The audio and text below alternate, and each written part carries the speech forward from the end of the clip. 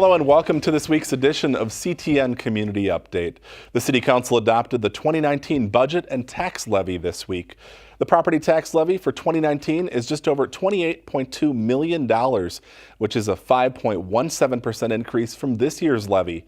Major investments in the budget include $8.8 million for street reconstruction, $1.6 million for new trails, $1.2 million for the reconstruction of Lyons Coon Creek Park, and more than $900,000 to upgrade police and fire radios. As for the tax impact to homeowners, 5 properties tracked by the city will see anywhere from a $16 to a $108 a year increase to the city portion of their property taxes. You can learn more about the budget by logging onto the city's website. A Coon Rapids man who survived sudden cardiac arrest thanked his rescuers this week. I'm just feel blessed to, still be a dad, still be a husband because of your help. So, thank you very much.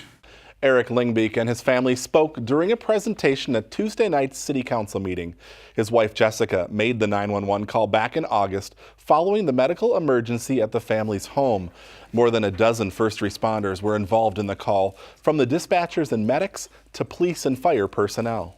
You made me think about how lucky I am, not only that we still have Eric with us today, praise be to God, many years to come, but I now get to raise my kids and say to them, be kind. Be like those men and women who walked into our home on August 28, 2018, and all they did was help. Be a helper, be a hero. You are certainly our heroes.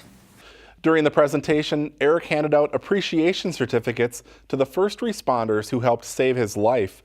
They also posed for a group photo. A doctor from Alina Medical says the survival rate for sudden cardiac arrest is just 8% nationwide. A similar scene last month at Blaine City Hall, where first responders and a bystander were recognized for saving the life of Roger Rickey. Rickey went into sudden cardiac arrest on June 30th at the tennis courts at Blaine High School. 4 Coon Rapids firefighters participated in saving the life of Rickey, who grew up in Coon Rapids. The city of Blaine was also recognized as the newest heart-safe community in Minnesota. MnDOT is hosting a series of open houses next week to gather input from the public on proposed improvements to Highway 252 and Interstate 94. The meetings will take place next Tuesday, Wednesday, and Thursday at 3 different locations and run from 5:30 to 7:30 p.m. An environmental review is underway to develop solutions to reduce congestion, improve safety, and address reliability of the 2 corridors. Officials are considering converting Highway 252 into a freeway and adding min-pass lanes to both 252 and I-94. For those who can't make it, an online survey will be available on MnDOT's website. In the most frigid months of the year, a local nonprofit wants you to think about those who are out in the cold, particularly young people. CTN's Jennifer Anderson met with volunteers who are braving the cold temps this week to raise money for homeless youth. It was like, took my breath away to think that there's actually kids in this kind of weather that don't have a place to go. Becky Kirch is content sitting out in the cold if in some small way it might help one of the thousands of homeless youth in Minnesota. I'm really not suffering at all, but I hope it just brings awareness to what's out there. Becky began volunteering at Hope for Youth 3 years ago. The nonprofit helps homeless teens and young adults get on a path to stable housing.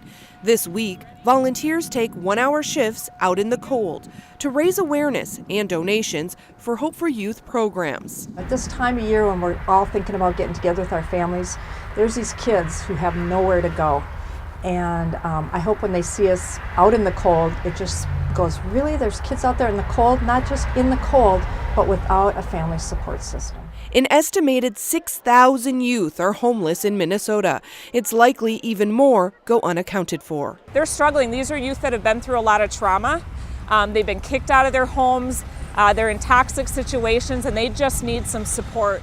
Hope for Youth offers housing, food, clothes, and personal care items, and emotional support and guidance. We're going to take them from A to Z. We're going to walk through the entire process with them until we see them housed in stable long-term housing, no matter how long that takes. Last year, they helped more than 400 youth make 4,000 visits to their drop-in center. With such great need, Hope for Youth has set an aggressive goal. They hope to raise $100,000 during this Out in the Cold campaign. Reporting for CTN Update, I'm Jennifer Anderson. Hope for Youth is looking for cash donations as well as supplies. You can find a list of top items that the homeless youth need or contribute money at hopeforyouthmn.org. Anoka County Commissioner Scott Schulte will be wearing another hat next year. Over the weekend, Schulte was elected president of the Association of Minnesota Counties at the organization's annual conference in Bloomington. As president, he'll preside over board meetings, be the primary spokesperson for the AMC, and represent the organization at both state and national meetings. Historic downtown Anoka is now on Santa's radar. Thousands of people gathered last weekend for the annual tree lighting ceremony. 3, 2, 1.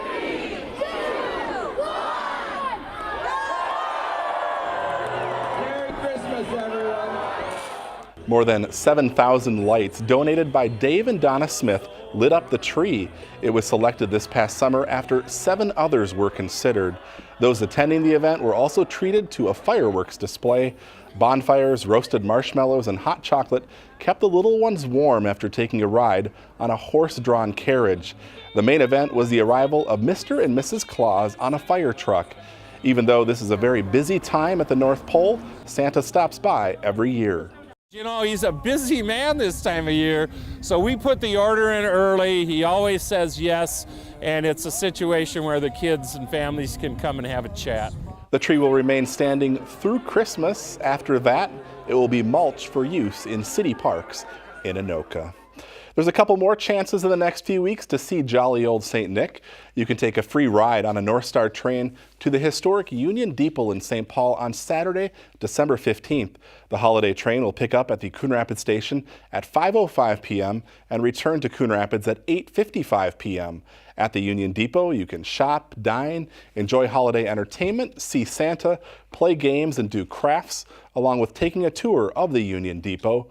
The free holiday train is on a first-come, first-served basis. Santa will be also making an appearance in Coon Rapids next weekend.